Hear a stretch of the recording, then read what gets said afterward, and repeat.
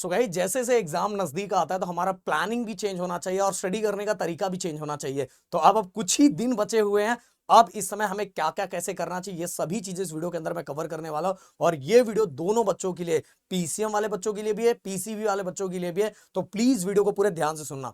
और एक चीज और स्टार्टिंग में बोलना चाहता हूं कि देखो गाइस, जो भी हम एग्जाम देते हैं, जेई मेंस का एग्जाम देते हैं, या तो हम सीटी का एग्जाम देते हैं, या तो जितने भी एंट्रेंस एग्जाम हम देते हैं, उसके अंदर या टॉपर हो, या तो भाई मॉडरेट लेवल पे हो, या तो एकदम नॉर्मल लेवल पे हो। एक चीज टॉपर बच्चे भी ये फॉलो करते हैं कि बहुत सारे क्वेश्चंस ऐसे होते हैं जो बहुत ज्यादा डिफिकल्ट होते हैं, तो वहां वो एलिमिनेशन मेथड यूज करते हैं। और एलिमिनेशन मेथड को हमारे देसी लैंग्वेज में हम लोग बोलते हैं भाई तुक्का मारना। और ये वीडियो मेरे पिछले 2 साल से जो बहुत ज्यादा फेमस है, और हर साल मैं बच्चों को कुछ नए तरीके उसके अंदर बताता हूं कि पहले जो आता है वो सॉल्व करो, इसके बाद जो क्वेश्चन बच रहा है जो आपको नहीं आता, उसके अंदर तुक्का कैसे मारना है, एलिमिनेशन मेथड कैसे अप्लाई करना है, वो सभी चीजें इस वीडियो के अंदर मैं बताता हूं। अगर वो वीडियो चाहिए तो भाई जी नीचे एकदम जिद कर दो कि हाँ सर चाहिए चाहिए चाहिए। क्योंकि देखो गाइस, कुछ क्वेश्चंस ऐसे होते हैं जिसमें टाइम सॉल्व करने में बहुत ज्यादा टाइम लगता है और हमें आता भी नहीं है। और सीईटी देखो, जेई मेंस में तो गाइस अपने को क्या माइनस मार्किंग होता है, यहाँ तो कोई मार्किंग माइनस मार्किंग है नहीं। तो यहाँ अगर सही दिमाग से काम किया जाए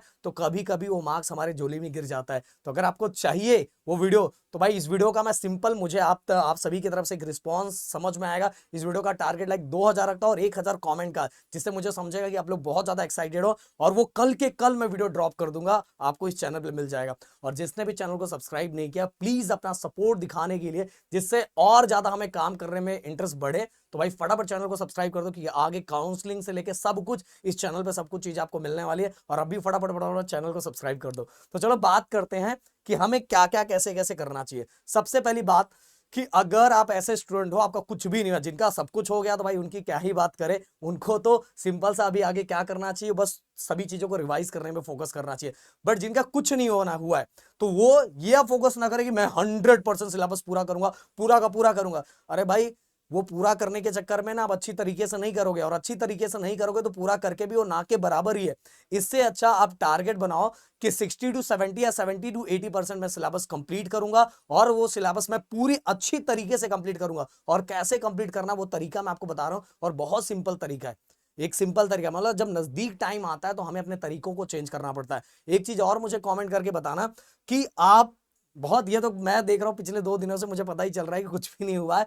फिर भी आपका टारगेट, अगर आपका कुछ नहीं हुआ तो एटलीस्ट पूरा करने से अच्छा कुछ करना अच्छा है। तो 60-70 अपना टारगेट होना चाहिए। 60-70% हो गया तो इसके बाद 70-80 लेके जाओ। इस तरह से टारगेट बना के रखो कि, और जो चैप्टर कर रहे हो उसको बहुत अच्छी तरीके से करो। बट कैसे करना है वो चीजें इस वीडियो के अंदर मैं कवर करता हूं। सबसे पहली बात तो गाइस, आप सभी को मैं पहले ही क्लियर बता देना चाहता हूं।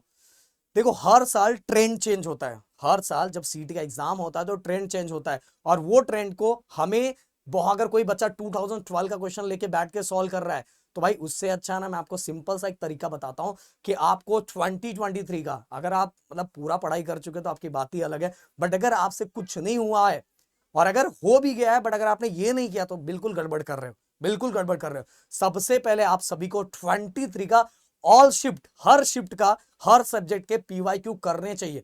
इससे हमें यह समझ में आता है कि हमें ट्रेंड समझ में आता है कि कैसे टाइप के क्वेश्चन फिजिक्स में पूछे जाते हैं, कैसे टाइप के क्वेश्चन केमिस्ट्री में पूछे जाते हैं, कैसे टाइप के क्वेश्चन बायो में पूछे जा रहे हैं, कैसे टाइप के क्वेश्चन हमारे मैथ में पूछे जा रहे हैं। इसीलिए हमें 2023 के ऑल शिफ्ट के क्वेश्चन हमें क्या करने चाहिए, सॉल्व करने चाहिए। और ये अभी आप टारगेट बना लो। और भाई कितना ही क्वेश्चन होगा, अगर अगर सबका मिलाओगे, अगर बहुत ज्यादा जो चैप्टर जिसके सबसे ज्यादा क्वेश्चन पूछे जाते हैं उसका भी देखोगे, तो 10-11 क्वेश्चन रहता है, जिससे आप बहुत अच्छी तरीके से कर सकते हो यार। इसीलिए आपको टारगेट क्या रखना है, 2023 ऑल शिफ्ट के क्वेश्चन करना है। और ये कहां से मिलेगा ये भी मैं आपको बताता हूं। अब केमिस्ट्री एंड बायो पहले बात कर लेते हैं, फिर इसका फिजिक्स और मैथ की बात करेंगे, क्योंकि दोनों का तरीका लगभग, जो मैंने अलग अलग ग्रुप बना के रखा है, दोनों को करने का तरीका एक जैसा है। जैसे केमिस्ट्री की मैं बात करूं, तो आपको ये पता है कि केमिस्ट्री के टोटल 50 क्वेश्चंस आएंगे और हर क्वेश्चन 1 मार्क्स का रहेगा। बायो की अगर मैं बात करूं, तो बायो में 100 क्वेश्चंस आएंगे और हर क्वेश्चन हमारे 1 मार्क्स के होंगे।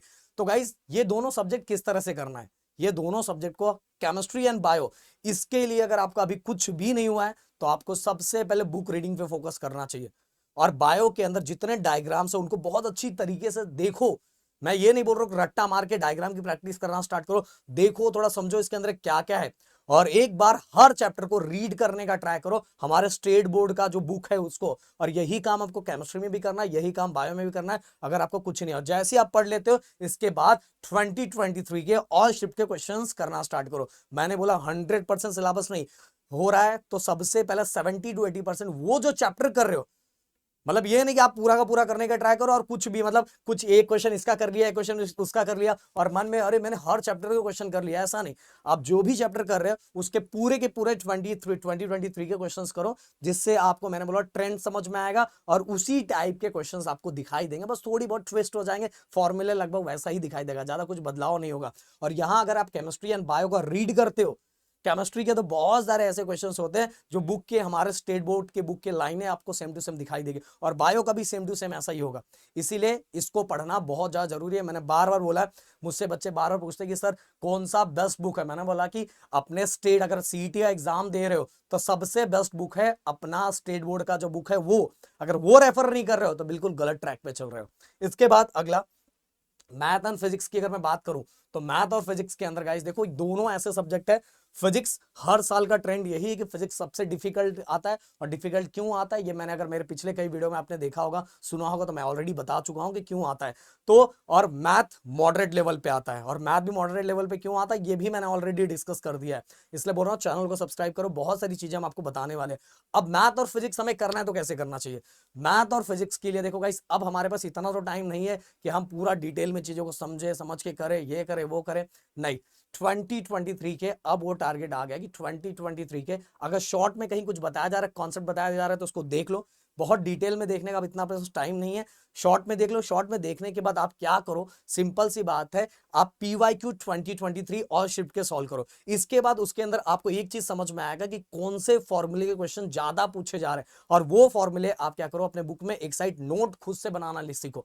और नोट्स अगर आप खुद से नहीं बना रहे, किसी का उठाया कर रहे और उसको रटने का ट्राई करो, तो उतने अच्छे से आपके दिमाग में फिट नहीं होगा। इसीलिए आपको जब 2023 को एनालाइज करोगे तो आपको समझ में आएगा कि मैथ में एंड फिजिक्स के अंदर कौन से ऐसे, मैथ में कौन से क्वेश्चन से रिलेटेड कौन सा क्वेश्चन है जो बार बार पूछा जा रहा है, और फिजिक्स में कौन सा फॉर्मूले से रिलेटेड क्वेश्चन बार बार पूछा जा रहा है। ऐसे ही सेम होता है। पता है फिजिक्स के अंदर तुक्का मारने वाला ना बहुत हेल्प होता है। तुक्का मारने वाला जो तरीका है ना, मतलब एलिमिनेशन मेथड है, बहुत ज्यादा हेल्प होता है, क्योंकि फिजिक्स के अंदर ऐसे भी बहुत सारे क्वेश्चंस होते हैं जो बहुत ज्यादा लेंथी होते हैं। 1 मार्क्स का क्वेश्चन, बट उसका सॉल्व करने का तरीका ना बहुत लेंथी होता है, हम चाहेंगे भी तो बहुत बार नहीं हो पाता। अब मैथ के अंदर आपको सबसे पहले मैथ 1 स्टार्ट करना चाहिए, और मैथ 2 में तो ऐसे बहुत सारे शॉर्टकट है जिसको यूज करके आप कर सकते हो। फिजिक्स में बहुत कम शॉर्टकट मिलते हैं, हमें बहुत सारी चीजें हमें सॉल्व करना है तो हमें कंप्लीट सॉल्व करके ही आंसर निकालना पड़ता है। इसीलिए मैंने बोला कि जो चैप्टर कर रहे हो बहुत अच्छे से करो और 2023 का करो। अब इसके बाद गाइस देखो, फिजिक्स, केमिस्ट्री, मैथ और बायो, हमें फोकस ज्यादा किस पे करना चाहिए अगर हमारा कुछ नहीं हुआ है। तो मैं बता रहा हूं, अगर आपका PCM ग्रुप है, प्लीज कमेंट करके मुझे बताओ कि आपका PCM एंड PCB कौन सा ग्रुप है, कौन से बच्चे अपने पास ज्यादा है। अगर PCM ग्रुप है तो आपको सबसे ज्यादा फोकस मैथ पे करना चाहिए। आपको पता है कि यहाँ टोटल हमें 100 मार्क्स का 100 मार्क्स होता है, पर 100 मार्क्स के लिए हमें टोटल 50 क्वेश्चंस आते हैं, और हर क्वेश्चन 2 मार्क्स का होता है, इसलिए टोटल 100 हो जाता है। बायो में 100 क्वेश्चंस होते हैं और हर क्वेश्चन 1 मार्क्स का होता है। देखो फिजिक्स में ऐसा होता है कि जो 1 मार्क्स के लिए क्वेश्चन आता है 1 मार्क्स जैसा दिखता नहीं है, बट हमें सॉल्व करना पड़ता है। बट केमिस्ट्री और बायो के अंदर, केमिस्ट्री और बायो और मैथ के अंदर बहुत अच्छी तरह के ही क्वेश्चन आते हैं जिसको हम सॉल्व कर सकते हैं। हाँ, फिजिक्स में थोड़ा हमें धोखा मिलता है क्योंकि 1 मार्क्स का आता है, बट 1 मार्क्स जैसा नहीं लगता, इसीलिए वो क्वेश्चन सबसे ज्यादा लोगों को डिफिकल्ट लगता है। यार 150 क्वेश्चन सॉल्व करने, उसमें से 10 क्वेश्चन तो ऐसे रहते हैं कि जिसको हम सॉल्व करने जाए तो हमारा आधा घंटा ऐसे ही चला जाता है, इसीलिए तो वहां एलिमिनेशन मेथड यूज होता है। तो गाइज अगर आपका PCM है तो सबसे ज्यादा फोकस आपको करना है मैथ पे, PCB है तो सबसे ज्यादा फोकस करना बायो पे, क्योंकि गाइज अगर बायो और मैथ में भी आप अच्छा स्कोर कर लोगे ना तो आपका परसेंटाइल बहुत अच्छा बढ़ जाता है। क्योंकि रीजन इसका यह है कि यहां माइनस मार्किंग नहीं है मेरे दोस्त। अब सबसे बड़ा क्वेश्चन आप लोगों के मन में यह आएगा कि सर मेरा फोकस नहीं लग रहा है, सर मोटिवेशन की सर कमी है। देखो गाइस, मैंने बार बार बच्चों को यही बोला है कि मोटिवेशन कहीं ढूंढने मत जाओ, कहीं मोटिवेशन लेने मत जाओ। सबसे बड़े खुद के मोटिवेटर आप खुद हो, आप ही खुद को मोटिवेशन दे सकते हो। आप खुद से क्वेश्चन पूछो कि अगर मेरे मार्क्स कम आया, मेरा रिजल्ट खराब आया, तो मैं आगे क्या करूंगा। अगर आपके पास उसका आंसर है कि मैं ये कर लूंगा, मेरे पास सब कुछ है, तो भाई आप कितना भी ट्राई कर लो, कितने भी वीडियोस देख लो, उसमें आप पे कोई असर नहीं होने वाला। बट अब अगर आप अपने से ये क्वेश्चन पूछते हो कि मैं आगे क्या करने वाला हूं, अगर मैं ये स्कोर नहीं करूंगा तो मेरे साथ क्या होगा, तो अगर उसके बाद आपको अपने आप टेंशन आएगा। बट अगर आपके पास आंसर आ जा रहा है कि यार अपने पास कोई पैसा नहीं है, पर मतलब सब बहुत पैसा है, कोई टेंशन लेने वाली बात नहीं है, तो भाई वैसे लाख ट्राई करोगे आप कभी मोटिवेट, भले 10 लोगों का वीडियो देख लोगे तो भी मोटिवेट नहीं हो पाओगे। इसलिए बोल रहा हूँ सबसे बड़ा मोटिवेशन का जरिया आप खुद हो। खुद से पूछो कि आप क्या करोगे, क्या करने वाले हो। मैंने तो हमेशा अपने आप को खुद से मोटिवेट करके रखा हुआ है कि मुझे क्या लाइफ में करना है, क्या नहीं करना है। मैं किसी को देख के मोटिवेट नहीं होता, मैं खुद से मोटिवेट होता हूं। समझ में आया? इसीलिए खुद का मोटिवेशन खुद के लिए बरकरार रखो कि अगर नहीं होगा तो क्या होने वाला है। तो अगर और भी कोई डाउट है तो प्लीज कमेंट करो। मिलते हैं नेक्स्ट वीडियो में। Thank you so much guys. जय हिंद एंड जय महाराष्ट्र दोस्तों।